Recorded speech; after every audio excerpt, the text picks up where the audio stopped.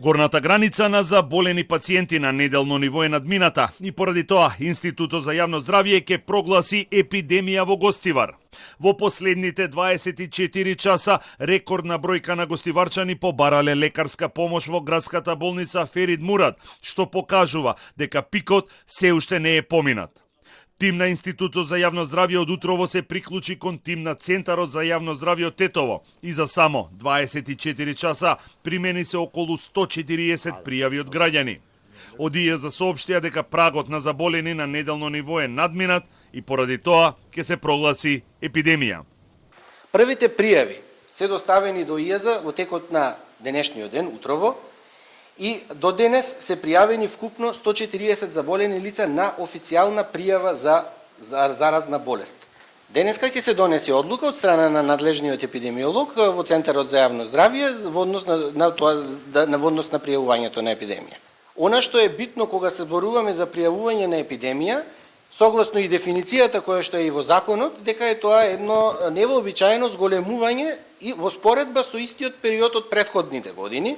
Епидемиолошките анализи се во тек, нивната бројка се подобрува, но сепак не е доволна, па затоа од ИАЗ апелираат до локалното население да соработуваат со медицинските и епидемиолошките тимови. Сепак, до сега сработените анализи не даваат јасна слика. Она што е заедничко за сите е дека сите користеле храна и во домашни услови и во ресторани, сите користеле вода за пиење, некои користеле и флаширана вода, значи не ни даваат некои индици во кои што можеме да направиме просторно поврзување на случаите. Тоа треба дополнително да се анализира, доколку и да ги почекаме секако резултатите од микробиолошката анализа и кај пациентите кои што се веќе земени мустри од страна 12 мустри се земени само до сега и од резултатите што ќе бидат од водата за пиење. Анализата на мострите вода подигнати од 4 локации во Гостивар, ноќта меѓу четвртокот и петокот е речиси изработена. Станува збор за физичко-хемиска и за микробиолошка анализа. Се проверуваат резултатите и наодите кои утре ќе бидат доставени до обвинителството, но не и до јавноста во интерес на истрагата.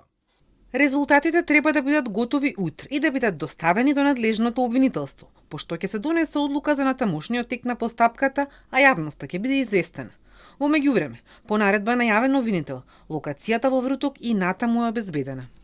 За сега од полицијата и обвинителството нема официјална потврда дека тимовите на Институтот за јавно здравје биле спречени да подиграат мостри вода од градскиот водовод во Гостивар. Во последните 24 часа 309 гостиварчани побарале лекарска помош во градската болница Ферид Мурад, што е досега највисока бројка во едно деноноќие. Според медицинскиот билтен во болницата, на инфективното оделение се примени 204 лица и тројца се хоспитализирани, а на детското оделение се примени 105 деца кои имале здравствени проблеми. Апелираме граѓаните да ги следат официјалните препораки, да одржуваат редовна хигиена на рацете, а лицата со повраќање, диареја, покачена температура или знаци на дехидратација, навремено да побараат медицинска помош. На сила останува одлуката на АХВ за забрана за користење на вода од градскиот водовод. Локалните власти пак остануваат на тврдењата дека здравствените проблеми кај граѓаните не се последица на контаминирана вода за пиење. Директорката на Гостиварскиот водовод и комуналец Артана Асани е децидна дека пумпите поставени во каналот со отпадна вода биле користени само еднаш, на 26 јуни. Сепак, таа не даде одговор зошто и по 20 дена тие се уште биле во каналот со отпадни води и потврди дека дала исказ пред истражните органи.